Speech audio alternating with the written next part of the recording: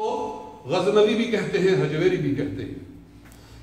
آپ کو آپ کے پیر و مرشد نے کہا کہ آپ ہندوستان میں جائیں اور وہاں اللہ تعالیٰ آپ کے ذریعے ایک کثیر خلق خدا کو ہدایت عطا فرمائے، آپ کے ذریعے روشنی پھیلے گی، آپ وہاں جائیں۔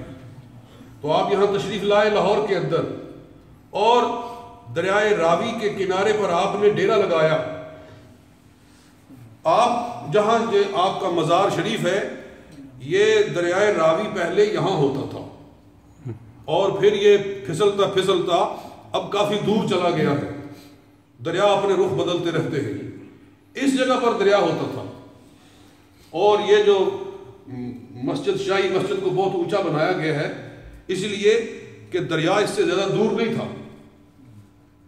تو حضرت داتا صاحب داتا علی حجویری رحمۃ اللہ تعالی علیہ آپ یہاں آ کر اپنے چند درویشوں کے ساتھ تشریف فرما ہوئے، عبادت گزار ہوئے، دیکھا کہ لوگ اپنے سروں کے اوپر دودھ کے برتن اٹھا کر جا رہے ہیں۔ فرمایا کیا مسئلہ ہے، اتنا دودھ کہاں لے جا رہے ہیں؟ کہنے لگے کہ ہمارے شہر کا جو حاکم ہے اس کا نام تھا رائے راجو، ہندو تھا، اس کو ہم ہدیہ پیش کرتے ہیں، اپنا دودھ اس کو پہنچاتے ہیں، اور اگر اس کو دودھ نہ دے، ہاں آپ نے فرمایا کہ ہم بھی مسافر ہیں، تھوڑا سا دودھ ہمیں بھی دے دو کہ مسافر کا بھی حق ہوتا ہے۔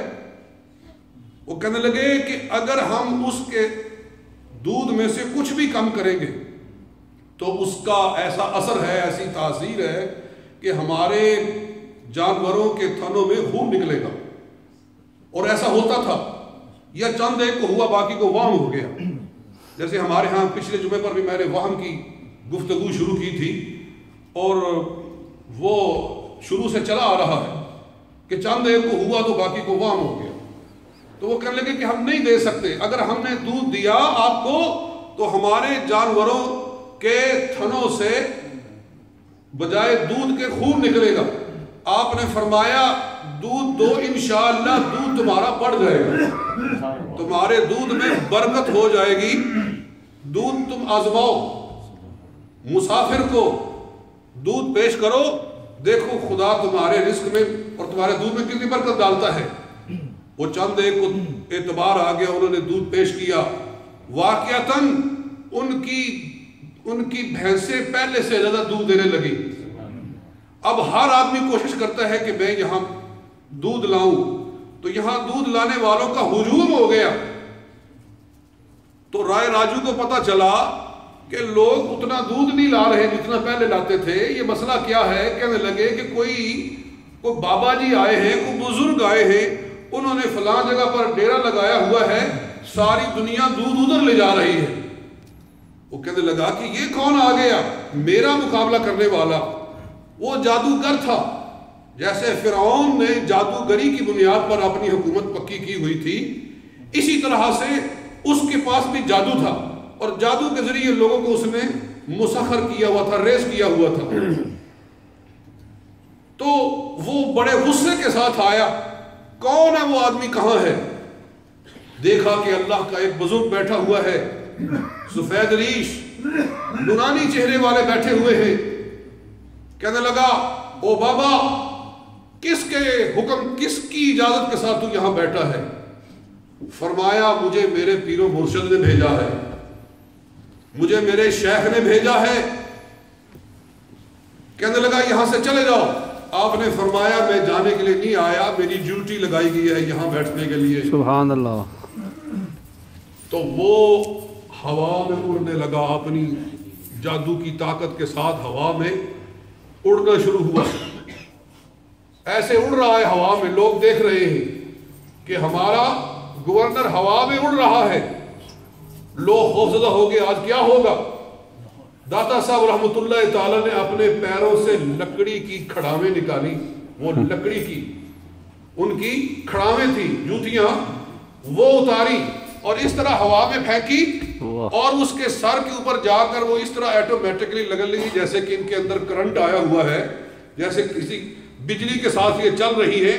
10-12 لگی تو دماغ اس کا بالکل سیدھا ہو گیا، نیچے آ کر آپ کے قدموں کے اندر گر گیا اور کہنے لگا حضور میں توبہ کرتا ہوں، مجھے آپ ہدایت عطا فرمائیں۔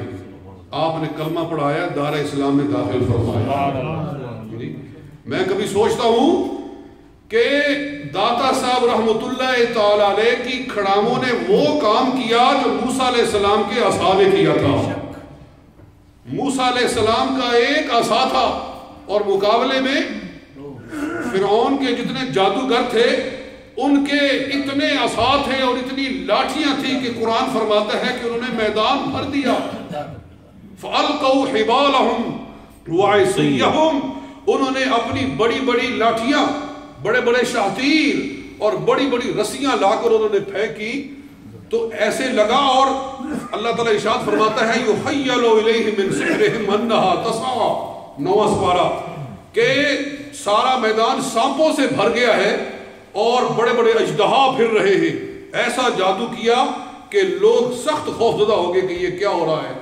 حضرت موسیٰ علیہ السلام نے اپنا عصا پھینکا، اللہ فرماتا ہے فَأَلْقَى مُوسَىٰ عَصَاهُ فَإِذَا هِيَ ثُعْبَانٌ مُّبِينٌ تَلْقَفُ مَا يَأْفِكُونَ، ایک اتنا بڑا اژدہا موسیٰ علیہ السلام کا عصا بنا کہ ایک ہی لقمے کے اندر پورے میدان کی ساری رسیوں اور سارے وہ سانپوں کو کھا گیا، اور اس کے بعد پکڑا تو وہی وہ لکڑی کا عصا ہی تھا۔ یہ دیکھ کر سارے جادوگر آپ کے قدموں میں گرے اور اسلام لائے۔ یہ واقعہ اللہ تعالیٰ نے 9ویں سپارے میں بیان فرمایا ہے، 16ویں سپارے میں بھی ارشاد فرمایا ہے، پھر 19ویں سپارے کے اندر بھی ارشاد فرمایا ہے۔ 3 دفعہ یہ واقعہ قرآن پاک میں رپیٹ کیا گیا ہے۔ کہنے کا مقصد یہ ہے کہ اللہ رب العزت کبھی اپنے نبی کے ہاتھ میں جو چیز ظاہر فرماتا ہے وہی اپنے ولی کے ہاتھ پر ظاہر کرتا ہے۔ جو معجزہ موسیٰ علیہ السلام کے ہاتھ پہ اللہ نے عصا کی شکل میں ظاہر کیا، وہ داتا علی حجویری کے ہاتھ پر خدا تعالیٰ نے آپ کی کھڑاووں کی شکل میں ظاہر فرمایا۔ تو قدرت تو خدا کی ہوتی ہے، لیکن رب کبھی نبی کے ذریعے ظاہر کرتا ہے، کبھی ولی کے ذریعے ظاہر کرتا ہے۔ سبحان اللہ۔ تو یہ داتا علی حجویری رحمت اللہ تعالی علیہ ہیں۔ میں اپنی الفاظ پہ